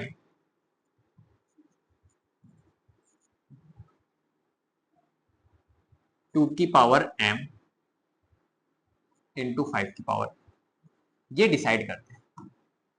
तो आपको 2 और 5 देखना है यहां पर, तो मुझे बताओ यहां पर 2 और 5 कौन है? 2 की पावर 3 है और 5 की पावर 4। बस जिनको देखना है। और इनमें आपको क्या देखनी है? इनमें देखनी है आपको बहुत ध्यान से समझना मेरे प्यारे बच्चे। यहां पर आपको क्या देखना होता है? 2 की पावर 3 और 5 की पावर 4 कॉन्जिक्यूटिव जीरोस के लिए लोवेस्ट पावर देखनी होती है। ध्यान रखना, लोवेस्ट पावर। तो लोवेस्ट पावर कौन सी दिख रही है? यहां पर 3 नजर आ रही है, मतलब 3 कॉन्जिक्यूटिव हमारे क्या होंगे? जीरोस होंगे। ऑप्शन बी हमारा क्या होगा? करेक्ट होगा। क्लियर है बात? क्यों हो रहा है ऐसा, इसका मतलब भी मैं समझाता हूं। 2 की पावर 3 और 5 की पावर 4, ये क्या करेगा? 2 की पावर 3 और यहां पर भी 5 की पावर 3 है, 2 की पावर 3 और यहां पे भी 5 की पावर 3 इंटू 5 की पावर 1 लिख सकता हूं। तो 2 की पावर 3 और 5 की पावर 3, ये इसको ऐसे लिख सकता हूं मैं, और ये 5 अलग है, तो ये 10 की पावर 3 हो जाएगा। और 10 की पावर 3 होता है हमारा कॉन्जिक्यूटिव 3 जीरो। तो ये 3 जीरो ही डिसाइड करेंगे एंड में कितने आ रहे हैं। क्या मेरी बात समझ में आ गई? इसलिए मैं यहाँ पे लोवेस्ट पावर ले लेता हूँ, बता दिया मैंने कैसे करना है। ठीक है, next, the sum of the exponent of the prime factors in the prime factorization of 196। तो सम ऑफ एक्सपोनेंट अपने को बतानी है 196। अब ध्यान से समझना मेरी बात को, यहां पर ऐसे मत कर लेने लग जाना 196 के प्राइम फैक्टर्स निकालने लग जाए इस तरीके से। बच्चे करते हैं इस तरीके से, अपन नहीं करेंगे। हाँ, ध्यान रखना, मेरे सामने अगर ऐसी कर लिया ना तुमने ऐसी हरकतें, बहुत गुस्सा हो जाता हूं मैं। ध्यान रखना, 196 के हमारे को प्राइम फैक्टर्स निकालना है। पहली बात, तो क्या करेंगे हम? इसको काटो यहीं पे। तो अपन इसको 4 से काट सकते क्या? 4 चौक 16, और हाँ बिल्कुल जा रहा है। तो 4 चौक 16 और 4 नाम 36। पहली बात तो इसको काट दिया 4 से। अब ये होता है अपना 7 की पावर 2 और ये होता है 2 की पावर 2। ठीक है, इसने बोला sum of the exponent of prime factors. बस प्राइम फैक्टर्स आ गए, सम ऑफ एक्सपोनेंट देख लो, 2 + 2 करेंगे। क्या मेरी बात समझ में आ गई? ऑप्शन सी हमारा क्या होगा? करेक्ट। टाइम बचाना है अपने को। ठीक है, चलो next, if two positive integers a and b are expressible in the form a is equals to pq square and b is equals to this, pq being prime numbers, then LCM आपको बताना है ab का। चलो, तो यहां पर मैं लिख लेता हूं, a जो है नंबर वो है अपना pq स्क्वायर, और b जो नंबर है वो क्या है अपना p क्यूब सिर्फ। और इसने कहा है एलसीएम बताओ भैया ab का। एलसीएम के लिए क्या करते हैं हम? हमेशा हमें देखना होता है एलसीएम के लिए हाईएस्ट पावर, एलसीएम के लिए हाईएस्ट पावर। तो अपन यहां पर हाईएस्ट पावर देखेंगे, तो p और p क्यूब में highest power p cube, q square और क्यूब में q स्क्वायर। कहां पर दिख रहा है p क्यूब और q स्क्वायर? ऑप्शन सी में दिख रहा है। ऑप्शन सी हमारा क्या होगा? करेक्ट। बहुत बेसिक सा सवाल है, कोई दिक्कत नहीं है इसमें। Next, if two positive integers, इसमें निकालना है आपको एचसीएफ, वो का वही इंटीजर है। तो हम अपन यहां पे लिख लेता है m जो है वो p क्यूब q है, और n जो है वो है p cube q square, right. और अपने को निकालना है एचसीएफ, एम और एन का। एचसीएफ के लिए क्या करते हैं मेरे प्यारे बच्चे? एचसीएफ के लिए लेते हैं लोवेस्ट पावर। लोवेस्ट पावर देखो, p और p क्यूब में लोवेस्ट पावर क्या है? p। q क्यूब और q स्क्वायर में लोवेस्ट पावर क्या है? q square. देख लो कहां पर आ रहा है? ऑप्शन बी में। ऑप्शन बी हमारा क्या होगा? करेक्ट होगा। Next, the smallest irrational number by which root 18 should be multiply so as to get a rational number is. ठीक है, इसने अपने से ही पूछा है कि रूट 18 को ऐसे कौन से स्मॉलेस्ट इरेशनल नंबर से मल्टीप्लाइड करूं जिससे कि हमारे को क्या मिल जाए? रेशनल नंबर मिल जाए। सोचो, अब इसका एक तरीका है, सिंपल सी बात है। इनमें से सबसे पहली बात, इसने बोला ना स्मॉलेस्ट इरेशनल नंबर, तो इनमें देख लो स्मॉलेस्ट इरेशनल नंबर कौन सा नजर आ रहा है? स्मॉलेस्ट। देखो ये 2 जो है ये तो रेशनल है, इसको नहीं लेंगे, ये तो एलिमिनेट हो गया। रूट 2, 2√2 और रूट 18। अगर हम इन तीनों में देखें तो इनमें तीनों में छोटा सा नंबर कौन सा है? ये रूट 2 ही है। स्मॉलेस्ट पूछा है तो रूट 2 से इसको मल्टीप्लाई करके देख लेते हैं। तो रूट 2 से जब आप इसको मल्टीप्लाई करोगे तो ये रूट 36 आ जाएगा, और रूट 36 सॉल्व होके क्या हो जाता है? 6 हो जाता है। मतलब हमें एक तरह से क्या मिल गया? रेशनल नंबर मिल गया। मतलब ऑप्शन सी हमारा करेक्ट होगा। अब चेक करने की जरूरत नहीं। तो हमेशा क्वेश्चन आए ना स्मॉलेस्ट पूछा है तो स्मॉलेस्ट से ही चेक करना है। अगर पहली अटेम्प्ट में स्मॉलेस्ट से हो गया तो फिर वही कर। आगे बात समझ में? ऐसा नहीं कि आप ऊपर से चेक करने लग जाओ, ऑप्शन ए को पहले चेक करो फिर ऑप्शन बी को नहीं। इसने जो बोला है अपने से स्मॉलेस्ट रेशनल नंबर, तो स्मॉलेस्ट देखो इसमें और उससे पहले से सॉल्व करो। फॉर एग्जांपल अगर इससे रूट 2 से नहीं होता मान के चलिए, तो फिर नेक्स्ट स्मॉलेस्ट देखते हैं, फिर नेक्स्ट स्मॉलेस्ट देखते हैं। इस तरीके से अपन करते हैं। ठीक है, नेक्स्ट, 119 का स्क्वायर माइनस 11 का स्क्वायर, बहुत प्यारा सवाल है। ये कैलकुलेशन मांगेगा लेकिन हम कैलकुलेशन करेंगे नहीं।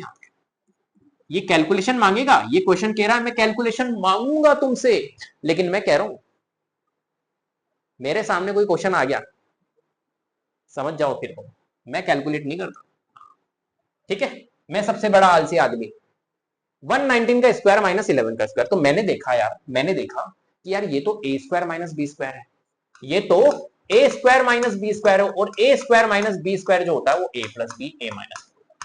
क्या बात है सर। तो 119 और 11 इसको ए मान लेता हूं, इसको बी, तो 119 प्लस 11 इसको बोल दिया मैंने, और इसको बोल दिया 119 माइनस 11, ये हो जाएगा अपना 130, और मल्टीप्लाइड बाय ये हो जाएगा अपना 9 में से 1 लेस करेंगे 8, और 1 में से 108, ठीक है ना। 9 में से 1 लेट किया 8 आ गया, 1 में से 1 0 और 108, कोई दिक्कत नहीं, कोई परेशानी नहीं, बिल्कुल सही है। अब इन दोनों को जब आप मल्टीप्लाई करोगे, सोचिए, मल्टीप्लाई करना नहीं है अपने को, हाँ सोचो, इन दोनों को जब आप मल्टीप्लाई करोगे तो ऑब्वियसली बात है यार, प्राइम नंबर तो निकलना नहीं है, ये तो कंपोजिट नंबर होगा, क्योंकि इसके फैक्टर्स तो बहुत सारे हो जाएंगे, और इसके फैक्टर भी निकलेंगे और सारे, मोर देन 2 फैक्टर्स निकल जाएंगे, और मोर देन अगर 2 फैक्टर्स हैं मेरे प्यारे बच्चे, मोर देन अगर 2 फैक्टर्स है तो उस नंबर को क्या बोलते हैं, मेरे को ये जल्दी से बता दो यार, कंपोजिट नंबर, ठीक है। तो कौन सा नंबर है, ऑप्शन बी होगा कंपोजिट नंबर, ठीक है। Next, how many prime numbers are of the form 10n plus 1 where n is a natural number such that 1 जो है वो less than or equal to n less than 10। तो इसने कहा है how many prime numbers are of the form 10n plus 1। देखना बहुत ध्यान से समझना मेरे प्यारे बच्चे इस क्वेश्चन, इसने कहा है 10n plus 1 है, राइट, कितने प्राइम नंबर है इस फॉर्म में, अगर n जो है वो नेचुरल नंबर है, और n की कंडीशन दे दी इसने कि जो n है ना वो एक तरह से greater than or equal to 1 है और लेस देन है 10 से, मतलब n की पॉसिबल वैल्यूज 1 होगी, 2 होगी, 3 होगी, 4 होगी, 5 होगी, 6 7 8 9 और 9 10 नहीं होगी क्योंकि लेस देन 10, ठीक। तो हम यहाँ पर 1 2 ये सब पुट करेंगे, तो 1 अगर हमने पुट किया तो देखो 10 इंटू 1 प्लस 1 11 बन रहा है, 2 पुट करेंगे तो 21 बनेगा, 3 पुट करेंगे तो 31 बनेगा, 4 पुट करेंगे तो 41 बनेगा, आप समझ गए होंगे, तो 51 बनेगा, 61 बनेगा, 71 81 91। अब इनमें आप देख लो कि इनमें आपके कौन कौन से प्राइम नंबर है, तो 11 एक प्राइम नंबर होता है, 21 नहीं होता है, 31 एक प्राइम नंबर होता है, 41 एक प्राइम नंबर होता है, 51 17 से जाता है नहीं, 61 एक प्राइम नंबर है, 71 एक प्राइम नंबर है क्या, बिल्कुल लग तो रहा है 71 तो है, 81 प्राइम नंबर नहीं है, 91 है, 13 7 91 भाई, 91 नहीं है, 71 है, 1 2 3 4 5, ऑप्शन ए हमारा 5 प्राइम नंबर। क्या मेरी बात समझ में आ गई, कितना प्यारा सवाल है, कितना प्यारा सवाल है। Next 23, 3 bells ring at intervals of 4 7 and 14 minutes, all 3 rang at 6 am, what when will they ring together again। तो इसने कहा है 3 बेल है ना, 4 7 और 14 के इंटरवल में चलती है, मैं लिख लेता हूं 4 7 और 14 के इंटरवल में, 4 मिनट 7 मिनट और 14 मिनट के इंटरवल में ये चल रही है, ये हर 4 मिनट के अंदर चल रही है ना। इस चीज को समझते हैं, जैसे ये एक रिंग बेल है, एक रिंग बेल ये है, ये 7 मिनट के इंटरवल में चल रही है और ये 14 मिनट के इंटरवल में चल रही है। तो अब बहुत ध्यान से समझना कैसे चलती है, देखो ये 4 मिनट के इंटरवल में चल रही है, मतलब पहले 4 मिनट, फिर नेक्स्ट 4 मिनट, मतलब कब चलेगी फिर ये 8 मिनट बाद में, फिर नेक्स्ट 4 मिनट बाद में मतलब 12 मिनट बाद में, फिर नेक्स्ट 4 मिनट मतलब 16 मिनट बाद, फिर 20 मिनट बाद, मतलब समझ गए होंगे मल्टीपल लिख दिए मैंने। ऐसे ही ये 7, फिर नेक्स्ट 7 मिनट बाद मतलब 14, फिर 21, फिर 28, इस तरीके से। ऐसे ये 14 है, फिर नेक्स्ट 14 मिनट बाद मतलब 28 मिनट बाद, फिर 42 मिनट बाद, इस तरीके से। तो ये कह रहा है when will they ring together again. तो देखो सबसे पहले तो ये बोली, और उसके बाद में ये एक साथ कब बोलेगी, फर्स्ट टाइम कब बोलेगी। तो देखो इसमें देख लो आप, फर्स्ट टाइम कहां पर कॉमन आ रहा है, यहां पर मुझे दिख रहा है 16 20, ये 24 और 28, ठीक है, 28 28 और 28 फर्स्ट टाइम यहां पर कॉमन आ रहा है। तो कब बजेगी ये बजेगी 6 AM पे, ये 6 AM पे, मतलब 6:00 AM पे ये एक साथ बजी थी।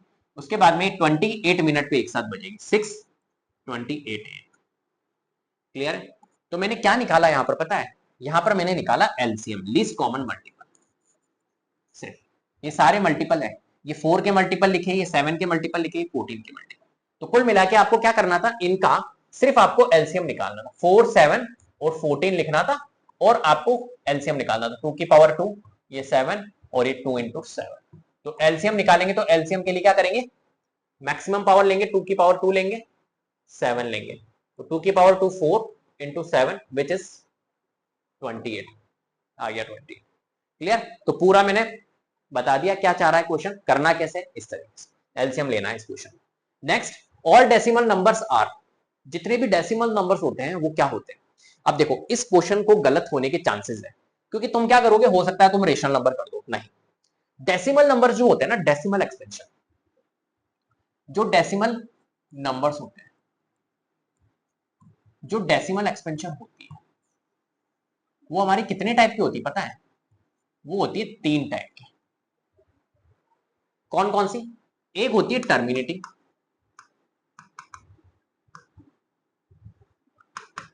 एक होती है नॉन टर्मिनेटिंग। नॉन टर्मिनेटिंग में 2 होंगे, इसको एक काम करते हैं, 2 टाइप कर देते हैं और 2 टाइप में फिर एक टाइप और निकाल देंगे। टोटल 3 टाइप होते हैं, लेकिन इसको मैंने ऐसे करके इसका सब ट्री बना देंगे। नॉन टर्मिनेटिंग, और नॉन टर्मिनेटिंग में भी 2 होंगे, एक होगा रिपीटिंग और एक होगा रिपीटिंग, एक होगा नॉन रिपीटिंग। क्या मेरी बात समझ में आ गई? ठीक है। अब ये जो होता है ना डेसिमल एक्सपेंशन, जिसकी टर्मिनेटिंग और नॉन टर्मिनेटिंग एंड रिपीटिंग होती है, तो ये तो हमारा होता है रेशनल नंबर्स। और जिसकी decimal expansion non terminating and non repeating होती है, वो होता है हमारा इरेशनल नंबर्स। तो डेसिमल नंबर्स जो होते हैं वो इन तीनों फॉर्म में होते हैं, तो इनका कॉम्बिनेशन क्या होता है, इनके कॉम्बिनेशन को बोलते हैं हम रियल नंबर्स। मतलब ऑप्शन सी हमारा क्या होगा, यहां पर करेक्ट होगा। क्लियर है? चलो नेक्स्ट, if a into 5 की power n ends with the digit 0 for every natural number n, then a is क्या होगा। तो यहां पर देखो अपने पास में क्वेश्चन क्या है, a मल्टीप्लाइड बाय 5 की पावर n। पहली बात तो ये है, ठीक है, कोई परेशानी नहीं। अब यहां पर मुझे एक बात बताओ, a इंटू 5 की पावर n, और ये कह रहा है every natural ends with the digit 0, 0 से एंड हो रहा है। तो 0 से कब एंड होगा, जब यहां पर 5 के साथ में a क्या होगा, 2। देखो कोई भी नंबर 0 से एंड कब होता है, जैसे फॉर एग्जांपल मैंने लिखा 40, तो 40 के अगर आप फैक्टर्स निकालोगे तो 40 के फैक्टर्स होंगे 8 इंटू 5, और 8 इंटू 5 को करोगे तो 2 इंटू 2 की पावर 3 इंटू 5। बोलो होंगे या नहीं होंगे? तो कभी भी अगर आपका यूनिट 0, राइट, अगर एंड 0 से हो रहा है, तो उसके जब आप फैक्टर्स निकालोगे तो वहां पर 2 और 5 तो अवेलेबल होगा ही होगा। तो 2 और 5 ही डिसाइड करता है कि ये 0 से एंड होगा या नहीं होगा। तो यहां पर ए की पॉसिबिलिटीज क्या है, 5 तो है, तो ए क्या होना चाहिए, ए होना चाहिए 2, जब भी पॉसिबल है। तो इसने कहा any natural number, an even number, an odd number, none of this. तो अब देखो यहां पर 2 है, राइट, और 4 भी हो सकता है। अगर 4 भी होगा, जैसे यहां पर 40 था, तो 40 के जब फैक्टर्स निकाले थे तो 8 था, 5 के साथ में 8 था, हो सकता है 5 के साथ में 4 हो सकता है 5 के साथ में 6 हो, कुछ भी हो, चलेगा, कोई दिक्कत नहीं। मतलब कुल मिला के इवन नंबर होना चाहिए, तो n इवन नंबर यहां पर चलेगा। Next, if the decimal expansion of the rational numbers 327 upon 2 की power 3 into 5 terminates after k decimal places, then ये अभी अपन ने किया भी था, कभी भी डेसिमल कितने डेसिमल प्लेसेस के बाद में एंड हो रही है, ये निकालने के लिए आपको पूरा सॉल्व नहीं करना है, आपको सिर्फ ये देखना है यहां पर हाईएस्ट पावर क्या है। तो मैंने देखा हाईएस्ट पावर, यहां पर हाईएस्ट पावर क्या है, हाईएस्ट पावर यहां पर दिख रही है मेरे को, इसके पास में 1 है, इसके पास में 3 है, हाईएस्ट पावर 3। तो 3 प्लेसेस के बाद में ये एंड हो जाएगा, तो यहां पर k की वैल्यू क्या आएगी, k की वैल्यू 3। ऑप्शन सी हमारा करेक्ट होगा। ठीक है। Next, HCF of two positive integers is always. तो मैंने अभी आपको बताया था कि भैया एलसीएम को HCF हमेशा डिवाइड करता है, और 2 स्टेटमेंट बताई थी, कौन सी, एलसीएम जो होता है वो मल्टीपल होता है HCF का, और HCF जो होता है वो एलसीएम का फैक्टर होता है। तो यहां पर देख लो, अब multiple of their LCM, right, कौन, HCF of two positive integer is always. HCF जो होता है क्या मल्टीपल होता है एलसीएम का, नहीं यार, HCF तो हमारा फैक्टर होता है एलसीएम का, एलसीएम मल्टीपल होता है HCF का। तो ऑप्शन ए कर गलत हो गया, ये तो गलत है। अ factor of their LCM, yes, HCF जो होता है वो एलसीएम का फैक्टर होता है, ऑप्शन बी हमारा करेक्ट होगा। Divisible by their LCM, LCM से डिविजिबल थोड़ी ना है, none of this, option B हमारा यहाँ पर करेक्ट होगा। Next, if n is a natural number then 2 की पावर 9 की पावर 2n माइनस, एक मिनट यहाँ लिख देते हैं, 9 की पावर 2n माइनस 4 की पावर 2n। सबसे पहली बात कॉन्सेप्ट को समझने की कोशिश करना, कभी भी अगर आपका पावर सेम है, राइट, अगर हमारा यहां पर पावर मेरे प्यारे बच्चे सेम है, राइट, और अगर ऐसे नंबर लिखे हुए जैसे कि फॉर एग्जांपल a की पावर 2n माइनस b की पावर 2n, राइट, तो क्या होगा, उस वो हमेशा किससे डिविजिबल होगा, ये नंबर जो है ये किससे डिविजिबल होगा, ये नंबर डिविजिबल होगा a प्लस बी और a माइनस बी, इन दोनों से डिविजिबल होगा, राइट, a प्लस बी से भी डिविजिबल होगा ये नंबर, और ये a माइनस बी इससे भी डिविजिबल होगा।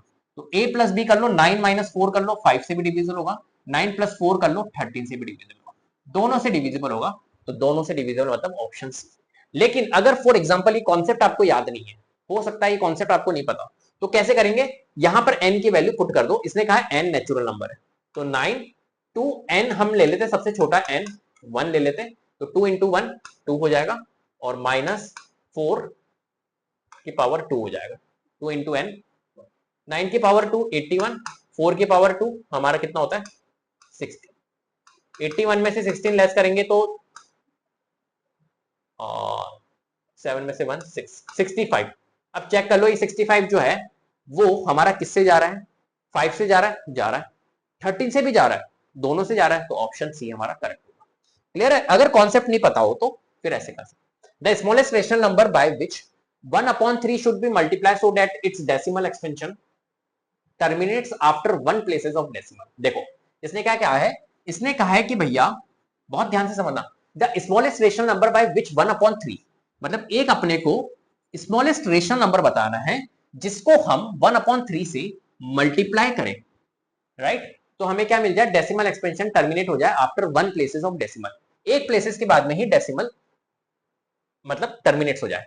तो यहां पे देख लो स्मॉलेस्ट रेशनल नंबर बोला है इसने, तो पहली बात यहाँ पे 3/10, 1/10, 3 और 3/100, इसमें से आपको क्या करना है, स्मॉलेस्ट रेशनल नंबर लेना है। मेरे को एक बात बताओ, 3 क्या स्मॉलेस्ट दिख रहा है, 3 तो बड़ा नंबर है, 3/10, 1/10 और 3/100, बताओ कौन सा स्मॉलेस्ट रेशनल नंबर है इनमें। अगर हम देखें 100 में से 3 आना, 10 में से 1 आना, सबसे स्मॉलेस्ट रेशनल नंबर है 3/100। तो यहां पर सबसे पहले अपने को ये चेक करना है, ऑप्शन के थ्रू ही करेंगे अपन इस क्वेश्चन को, तो 3/100 जो है वो सबसे स्मॉलेस्ट नंबर है यहाँ, राइट। तो यहां पर जब अपन ने सॉल्व किया इसको, तो ये हो गया 3 और ये हो गया अपना 300। क्या मेरी बात समझ में आ गई, कोई दिक्कत? जब आप इसको सॉल्व करोगे तो क्या ये 1 प्लेसेस ऑफ डेसिमल के बाद में एंड हो जाएगा, क्या ये 1 प्लेसेस ऑफ डेसिमल के बाद में एंड हो जाएगा?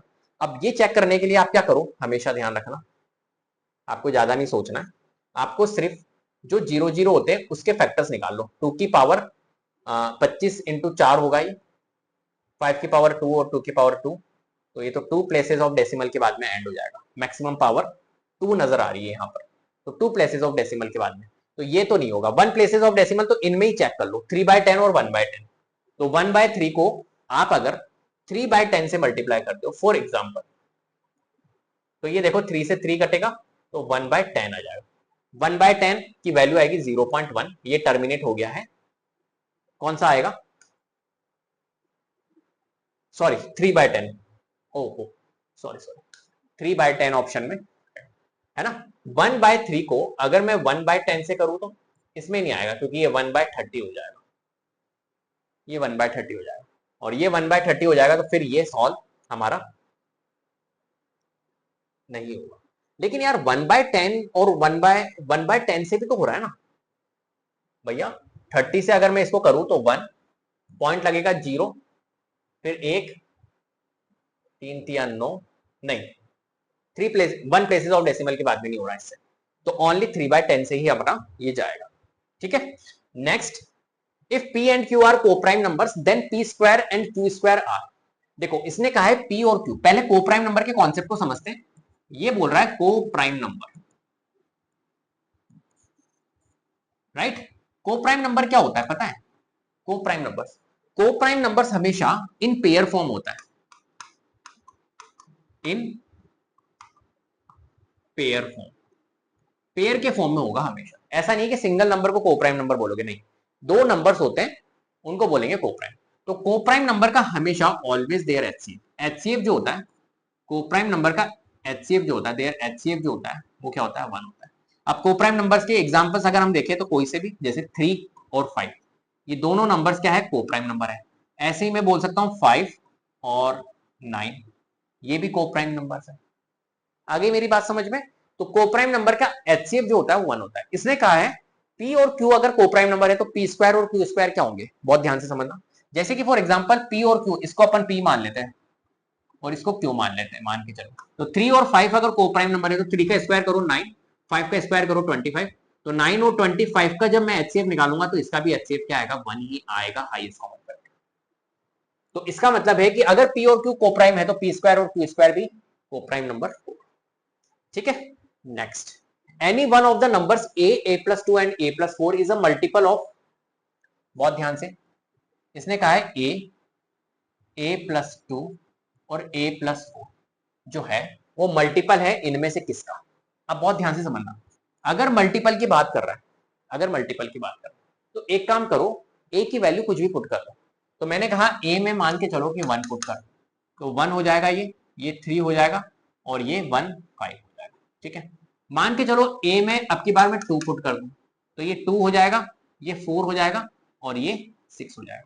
मान के चलो कि a में मैं 3 पुट कर दूं तो ये 3 हो जाएगा, ये 5 हो जाएगा और ये 7 हो जाएगा। अगर इन तीनों में ऑब्जर्व आप करोगे तो इनमें ये कह रहा है any one of the number, तो इनमें से देखो एक नंबर जो है यहां पर ये 3, यहां पर देखो ये 6 और यहां पर अगर देखो ये 3, और भी आप रख के देख लेते, तो 3 का यहां पर आपको क्या दिख रहा है, मल्टीपल दिख रहे हैं, इनमें से एक नंबर 3 का मल्टीपल है, तो ऑप्शन बी हमारा क्या होगा, करेक्ट होगा। कितना प्यारा सवाल है। ठीक है, next, if the sum of two numbers is 1 to 15 and their HCF is 81, then the possible number of pair of such number, तो इसने कहा है सम ऑफ टू नंबर्स जो है वो 1 to 15 है और उनका HCF जो है वो 81 है, right, then the possible number of pair such numbers, तो इसके आपको क्या बताने, पॉसिबल नंबर ऑफ पेयर्स बताने, राइट। ये क्वेश्चंस हमारा एक तरह से बहुत प्यारा सवाल है। इस क्वेश्चन को अभी हम बाद में करेंगे, एक कॉन्सेप्ट में समझाऊंगा पहले।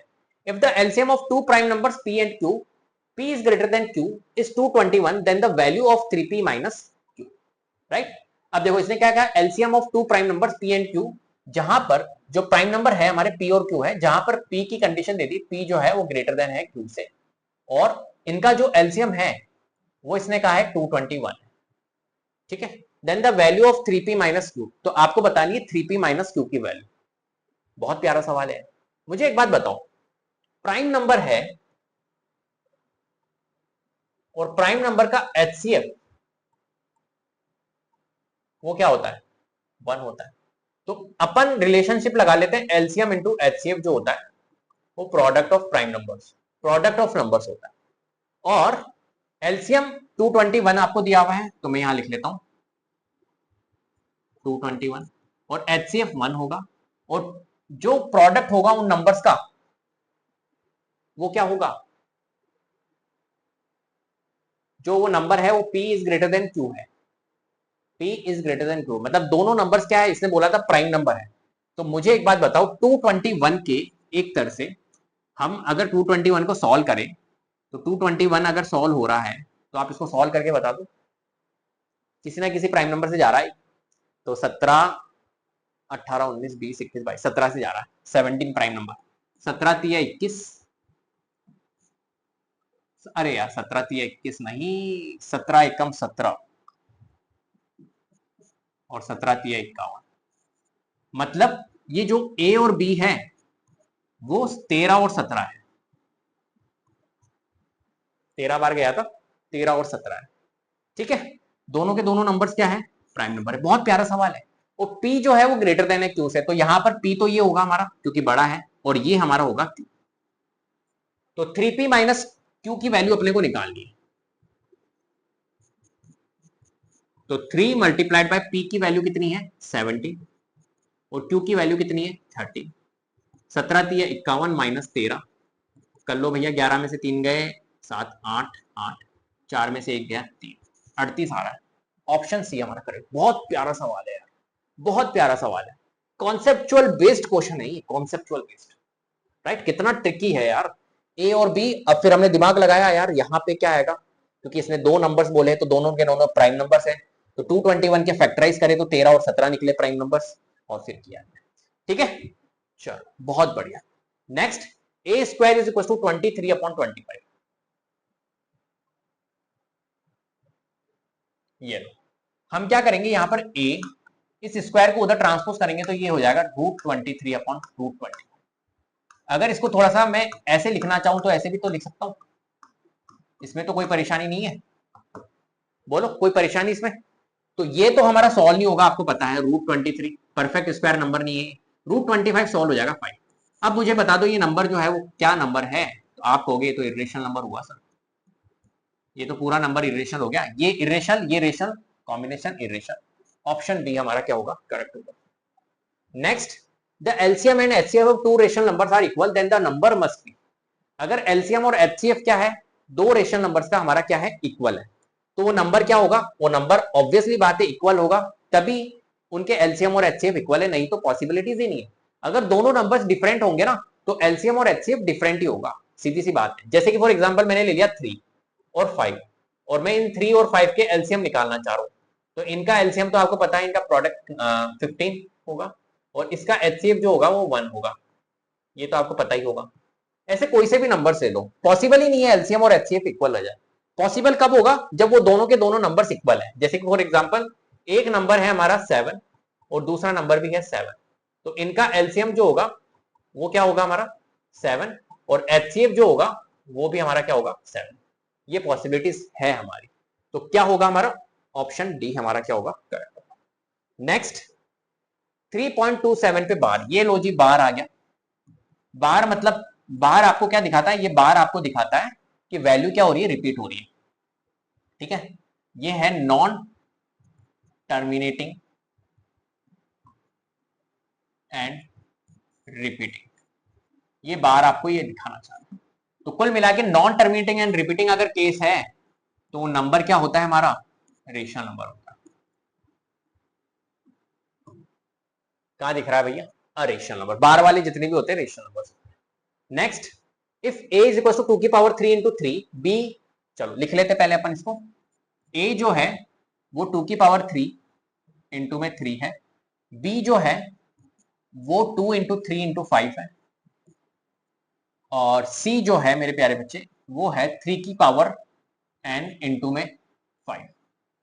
और एलसीएम आपको दिया हुआ है, एलसीएम कितना दिया हुआ है, 2 की पावर 3 इंटू में 3 की पावर 2 इंटू में 5।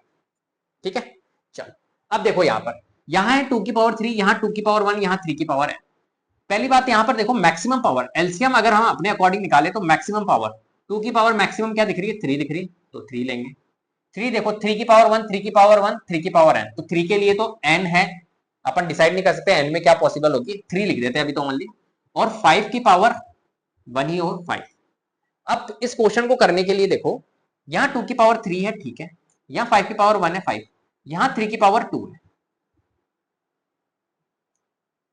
आ रही बात समझ में? तो इसका मतलब है कि n जो होगा वो क्या होगा, ये 2 होगा, तो n जो होगा वो 2। Option B correct. सिंपल सी बात है, एलसीएम दे दिया यहाँ पर, यहां से हमने कंपैरिजन कर लिया कि n जो है वो 2 होगा। Next, the largest number which divide 70 and 125 leaving remainder 5 and 8 respectively. Important question है, इस टाइप के क्वेश्चंस तो अपने से पूछे ही जाते हैं, बहुत ध्यान से। तो द लार्जेस्ट नंबर इसने बोला है विच डिवाइड 70 और 125, तो लार्जेस्ट नंबर, बड़े से बड़ा नंबर आपको बताना है जो डिवाइड करे 70 और 125। तो मैं कहूंगा तुमसे कि 70 और 125 को डिवाइड करें, एक ऐसा बड़े से बड़ा नंबर अपने को चाहिए इनमें से जो 70 और 125 को डिवाइड करे, और लिविंग रिमाइंडर 5 और 8 रेस्पेक्टिवली, और इनमें रिमाइंडर भी दे 5 और 8। अगर रिमाइंडर दे रहा है 5 और 8 इन दोनों में, तो इसका मतलब है 70 में तो 5 दे रहा है और 125 में 8 दे रहा है, रेस्पेक्टिवली लिखा हुआ है, तो इसमें 5 दे रहा है। तो मैं एक काम करता हूं, रिमाइंडर को हटा ही देता हूं, तो 70 माइनस 5 मतलब 65, और 125 रिमाइंडर को हटा ही दो यहां से 8, 125 माइनस 8 अगर हम करेंगे तो 117, अब बस आप देखो कि ऐसा एक बड़े से बड़ा नंबर देखो जो इन दोनों को डिवाइड कर रहा हूं, मतलब कुल मिला के आपको एचसीएफ निकालना है, एचसीएफ ऑफ 65 एंड 170। अब मैं कहूंगा कि यार ज्यादा दिमाग मत लगाओ, यहां से देखो, यहां से कोई नंबर है क्या जो इन दोनों नंबर को डिवाइड कर रहा हूं? तो ऑप्शन ए करेक्ट है, ऑप्शन ए 13 इसको भी डिवाइड करता है और इसको भी करता है, 65 करता नहीं है, और ये नंबर तो 875 और ये तो इससे ज्यादा हो गए, तो कहां से डिवाइड करेंगे? तो इन दोनों में से था ऑप्शन में, लेकिन ऑप्शन ए हमारा क्या होगा, करेक्ट होगा। तो इसका जो एचसीएफ होगा वो क्या होगा, 13 होगा। करके भी देख सकते हो आप, 65 और 170 के निकालो, लेकिन ऑप्शन से ज्यादा करना इजी रहेगा, राइट। तो इसी के साथ में अपनी ये एक्सरसाइज राइट, पूरा सेशन अपना कंप्लीट हो गया है एमसीक्यूज का। सारी वेराइटीज ऑफ क्वेश्चंस मैंने डिस्कस किए हैं, जितनी भी वेराइटीज ऑफ क्वेश्चंस यहां से बन सकते हैं, डिफरेंट डिफरेंट टाइप के क्वेश्चंस मैंने यहां पर रखे थे, आपने देख लिया होगा। और क्वेश्चंस की अप्रोच के साथ में कॉन्सेप्ट्स भी मैंने यहां पर दिखाए कि किस तरीके से क्वेश्चंस को डील करना है, राइट। उम्मीद करता हूं आपको मजा आया होगा। इसी तरीके के सेशंस और लेने के लिए कमेंट जरूर करना कि क्या सर आपको ये अच्छा लगा। अगर अच्छा लगा है तो कमेंट करो और बताओ कि हाँ सर और चाहिए मेरे हमारे को इस टाइप के सेशंस। हर एक चैप्टर की आप एमसीक्यू सीरीज लेकर आओ, केस स्टडी सीरीज लेकर आओ, कॉम्पिटेंसी बेस्ड क्वेश्चंस आप लेकर आओ हमारे लिए, तो मैं जरूर कोशिश करूंगा कि आपके लिए वीडियोस बनाऊं।